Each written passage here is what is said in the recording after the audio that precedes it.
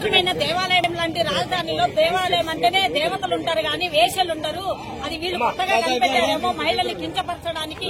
వీళ్ళు ఏ విధంగా వీళ్లను బాధ పెట్టాలి అనేసి 5 సంవత్సరాలు రాజధాని లేకుండా పరిపాలించిన వ్యక్తి ఎవరంటే ఒక జగన్మోహన్ రెడ్డి.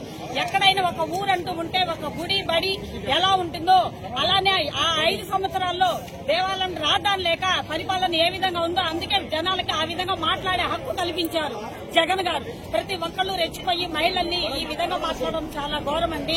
మన భారతదేశంలో పుణ్యమైన పవిత్ర భారతదేశం ఇది మనది. ఒక భారత మాతను మనము కించపరిచిన విధంగా ఒక మహిళను మాట్లాడమంటే ఆ తల్లినే మనం కించపరిచిన విధంగా మాట్లాడినట్టు. అది గ్రహించి మహిళలు అనేది శక్తివంతులండి. ఎక్కడ చూసినా కూడా దేవతలుగా పూజించబడతారే గాని కించపరచరు. ఈ జగన్ పరిపాలనలోనే ఈ విధంగా జరిగింది. రాష్ట్ర మహిళలందరికీ క్షమాపణ చెప్పాలి.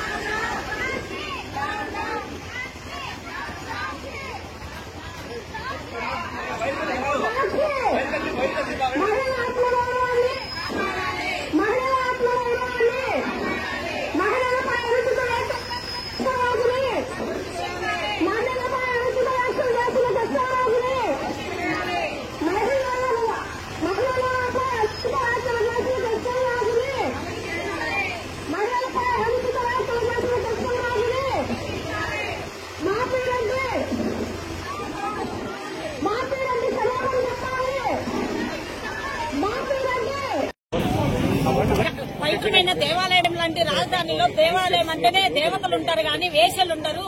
అది వీళ్ళు కొత్తగా కనిపెట్టారేమో మహిళల్ని కించపరచడానికి. వీళ్ళు ఏ విధంగా వీళ్లను బాధ పెట్టాలి అనేసి 5 సంవత్సరాలు రాజధాని లేకుండా పరిపాలించిన వ్యక్తి ఎవరంటే ఒక జగన్మోహన్ రెడ్డి. ఎక్కడైనా ఒక ఊరంటూ ఉంటే ఒక గుడి బడి ఎలా ఉంటుందో అలానే ఆ 5 సంవత్సరాల్లో దేవాలయం రాజధాని లేక పరిపాలన ఏ విధంగా ఉందో అందుకే జనాలకి ఆ విధంగా మాట్లాడే హక్కు కల్పించారు జగన్ గారు. ప్రతి ఒక్కళ్ళు రెచ్చిపోయి మహిళల్ని ఈ విధంగా మాట్లాడడం చాలా ఘోరమండి. మన భారతదేశంలో పుణ్యమైన పవిత్ర భారతదేశం ఇది మనది.